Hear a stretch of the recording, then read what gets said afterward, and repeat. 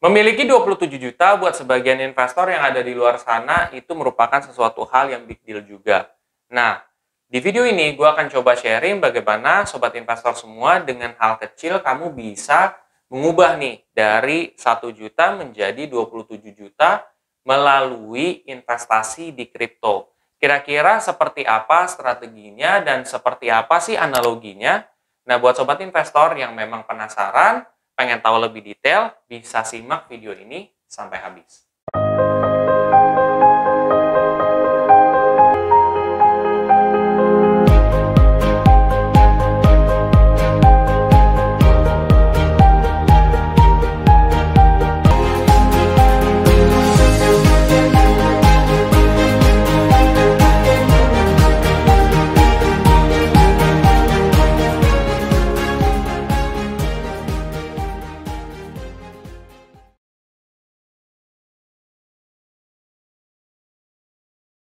Oke, sebelum masuk, gue akan coba disclaimer dulu ya.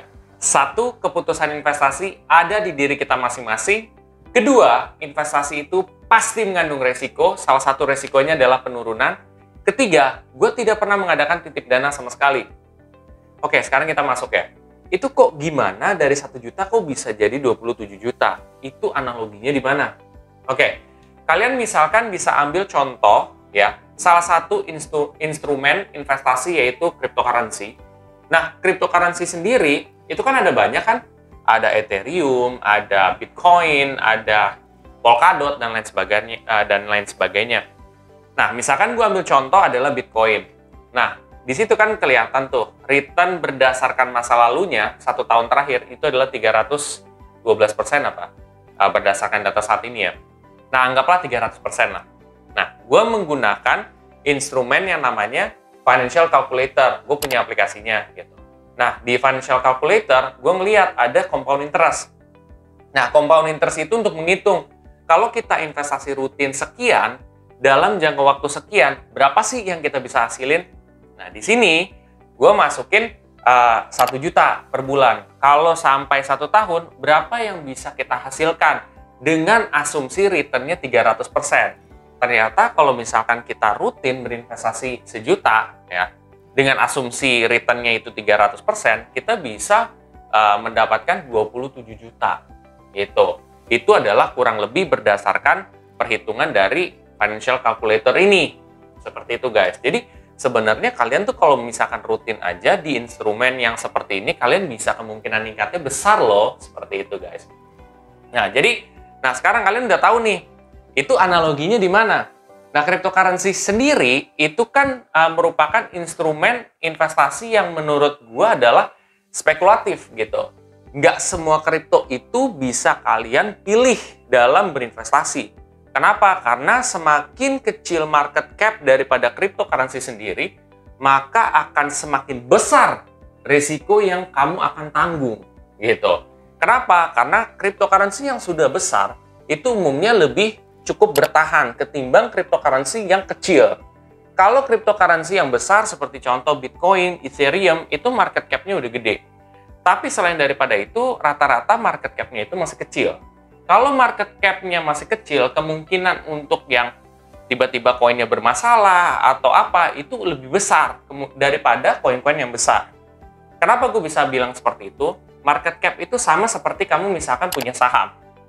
Nah, saham ini kayak misalnya BCA itu kan market cap-nya gede. Kalau market cap-nya besar, otomatis dia untuk roboh atau hancur itu susah atau butuh waktu gitu.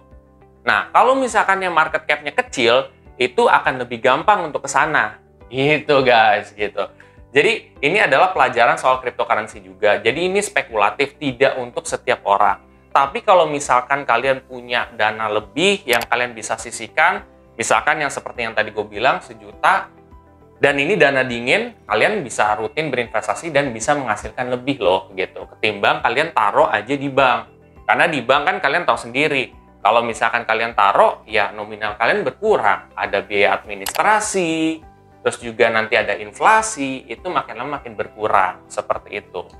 Jadi ya menurut gua alangkah baiknya kalau ada instrumen seperti itu ya bagi aja proporsinya. Berapa persen misalkan di Bitcoin atau di teman-temannya ini nih, cryptocurrency, ada sebagian lagi di bank gitu. Jadi buat kedepannya juga sih, supaya nilai uang kalian juga bisa ada kemungkinan untuk naik seperti itu. Nah, tapi lagi-lagi ini bukan buat setiap orang. Buat orang yang berani ngambil resiko aja. Tetapi kalau orang itu tidak berani ngambil resiko, ya mendingan nggak usah invest. Ini gue cuman sharing aja loh gitu. Barangkali kalian ada yang mau menyisihkan dan mau mengambil potensi seperti itu. Nah, potensi itu pasti akan dibarengi dengan resiko. Semakin besar resiko yang kita tanggung, potensi keuntungannya pasti lebih gede. Kalau misalkan dia potensi keuntungannya gede, tapi resiko nggak ada, itu kemungkinan untuk bodongnya gede. Jadi hati-hati juga guys, seperti itu. Itu sih yang bisa kita pelajari bareng-bareng sama-sama hari ini juga. Dan bisa loh kalian dengan strategi seperti itu. Nah, 1 juta itu gimana untuk mencapai angka segitu? Apa yang harus dilakukan?